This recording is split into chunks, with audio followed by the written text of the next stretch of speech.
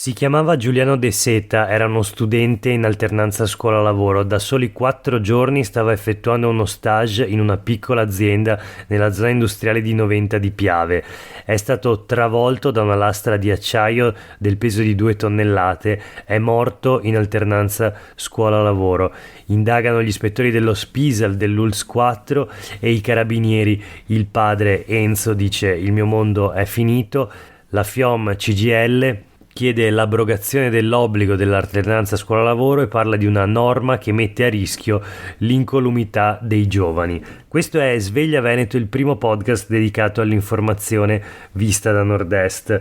Io sono Jack Calcetto, oggi è lunedì 19 settembre 2022. La prima notizia del giorno riguarda quella che i sindacati definiscono una mattanza, frutto di una pessima legge, quella sull'alternanza scuola-lavoro. Nei giorni scorsi un altro studente morto in alternanza scuola-lavoro in Veneto, si chiamava appunto Giuliano De Seta e sulle pagine del Gazzettino di oggi la domanda: il giovane è stato lasciato solo o con lui c'era il supervisore? Lo Spisal e i carabinieri puntano il faro sulle misure di sicurezza per verificare se sono state rispettate. Lo studente lavoratore stava avvitando delle viti quando la barra è crollata, uccidendolo. La relazione è già sul tavolo del pubblico ministero. Il titolare dell'azienda nel frattempo ha incontrato i genitori di Giuliano e ha detto loro: mi dispiace per ciò che è successo, sono a vostra disposizione. Ieri un centinaio di persone ha partecipato a un presidio davanti alla BC Service di Noventa, l'azienda in cui è avvenuto il fatto, presidio organizzato da Unione Popolare di Luigi De Magistris, il partito politico che concorre alle elezioni di questo fine settimana. Sempre sulle pagine del Gazzettino l'intervista al padre di Giuliano, Enzo De Seta. Spero che Giuliano sia l'ultimo martire tradito dagli adulti. Queste le parole del papà dello studente lavoratore morto in alternanza scuola-lavoro. E il Gazzettino scrive: ceggia lo strazio del padre del 18enne morto durante lo stage, l'ho salutato che ancora dormiva, poi sono arrivati i carabinieri. Questo vuoto non mi lascerà più, non so nulla dell'incidente, è tutto sequestrato, anche la salma, racconta ancora il padre Enzo De Seta. Il magistrato mi ha consentito di vederlo, era bello mio figlio, ma non ho potuto abbracciarlo. Insomma, l'intervista naturalmente è qualcosa di straziante. Come è straziante la vicenda delle morti sul lavoro, e qui in particolare delle morti degli studenti in alternanza scuola-lavoro all'interno delle aziende venete e di tutta Italia. Non è il primo episodio, non sono delle fatalità, sono morti che si sarebbero potute evitare e sono, come dicono i sindacati, come dice la FIOM CGIL, una mattanza frutto di una pessima legge, quella sull'alternanza scuola-lavoro. Voltiamo pagina, ora proseguiamo però con la rassegna stampa di oggi dai quotidiani locali. Sul Mattino di Padova la denuncia di 164 detenuti del Due Palazzi, il carcere appunto della città di Padova, costretti a vivere in condizioni disumane, dicono i detenuti.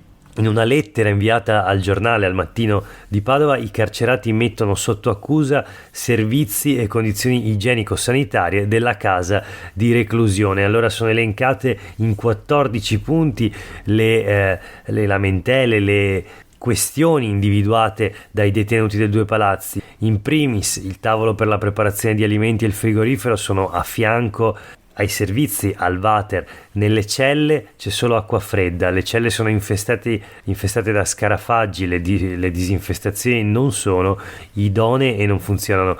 Il perimetro dell'istituto è stracolmo di immondizia maleodorante, escrementi di gabbiani e ratti. C'è poco lavoro e c'è bisogno di oltre un anno per ottenerlo. Ancora i termosifoni sono quasi sempre spenti. C'è un problema di umidità che crea naturalmente conseguenze per la salute, e questo è evidente nella pianura padana, a Padova, in zone di per sé molto umide. Ancora la sanità interna solo di facciata, con tempi di attesa lunghi anche anni per una visita, spazio nelle celle inferiore a 3 metri per persona. Ancora con pioggia e vento le camere si allagano, l'attività ricreativa con la saletta ha spazio per sole 10 persone, la comunicazione con gli educatori a distanza di mesi se non anni, quindi tempi di attesa anche per comunicare con gli educatori, in generale i problemi di una struttura fatiscente, e poi le sale per i colloqui che sono di piccole dimensioni, condizioni disumane queste che causano attriti tra i detenuti e gli agenti penitenziari. Insomma, un'analisi lucidissima quella appunto dei detenuti, inviata al Giornale. Questo a pochi mesi dall'esposto presentato in procura con la specifica richiesta di celeri e approfondite indagini sul sistema sanitario, esposto per cui però è stata richiesta l'archiviazione. Insomma, gli ospiti del carcere non si arrendono, continuano la loro battaglia per condizioni di vita più dignitose, sottolineando anche il fatto che queste condizioni disumane sarebbero la causa principale degli attriti tra detenuti e agenti di polizia penitenziaria, attriti che possono anche rappresentare situazioni di pericolo. Ecco, questo per quanto riguarda la vita in carcere, nel carcere di Padova, nel Due Palazzi. Proseguiamo e parliamo invece ora di sanità. Sul Giornale di Vicenza di oggi, uno studio condotto dall'Unione Nazionale Consumatori sui dati forniti dall'Istat per il mese di agosto, un report che parla di cure mediche e asili. Insomma, da questo report risulta che Vicenza sia tra le più care d'Italia. Il capoluogo berico è ai primi posti nel paese per gli aumenti su base annua in diversi settori. Ci sono sicuramente le assicurazioni che sono cresciute del 4,1%, i servizi finanziari, però anche le cure mediche, appunto i servizi ospedalieri, che segnano un aumento dell'8,2%. La spesa per l'assistenza sociale è invece cresciuta del 3,5% su base annua, e qui parliamo di rette per le case di cura per gli anziani, nidi d'infanzia, servizi a domicilio. Nel dato tendenziale riferito allo scorso agosto si parla del più 0,3% contro il più 2,3% della media italiana. Gli aumenti record si registrano a Pordenone, Cosenza e Roma, ma appunto Vicenza non è da meno. Aumenti record anche per le spese per i servizi ospedalieri, ricoveri in cliniche private e interventi chirurgici e medici sono aumentati dell'8,2% rispetto all'inflazione pari all'1% fatta registrare in Italia nello stesso mese ad agosto. Anche qui il capoluogo vicentino si piazza al quinto posto. Insomma, a Vicenza curarsi costa sempre di più, e se questo è vero in tutta Italia, in tutto il paese e anche in Veneto, a Vicenza appunto la questione è gli aumenti sono più elevati per cure mediche, per gli asili nido, per le rette delle case di riposo.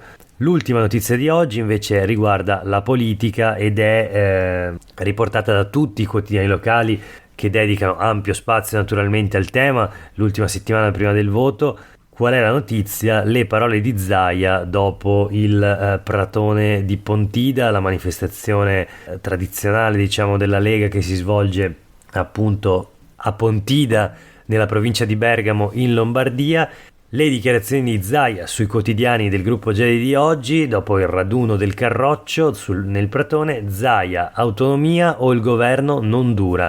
Insomma, questa è la minaccia di Zaia, una minaccia rivolta soprattutto in realtà agli alleati e forse a una parte del suo stesso partito. In 100.000 in ogni caso sul Pratone di Pontida. Salvini ha lanciato un patto in 6 punti, il presidente della giunta regionale del Veneto invece ha lanciato questo avvertimento agli alleati, una vera e propria minaccia: o si fa l'autonomia oppure il governo non durerà.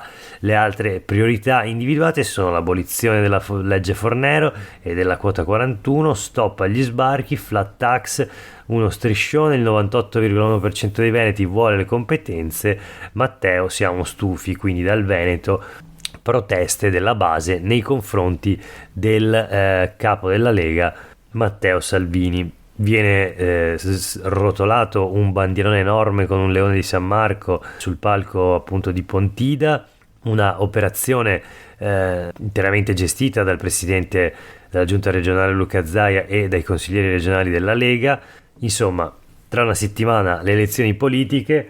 All'interno del centrodestra la Lega spinge per l'autonomia, ma gli alleati di Fratelli d'Italia, che in tutti i sondaggi sono dati a oltre il doppio dei consensi della Lega appunto, non inseriscono l'autonomia tra le loro priorità. Vedremo come voteranno naturalmente i veneti, se questa autonomia è davvero una questione centrale, come dice Zaia. Per oggi è davvero tutto, grazie per aver ascoltato Sveglia Veneto, a tutte e tutti voi una buona giornata.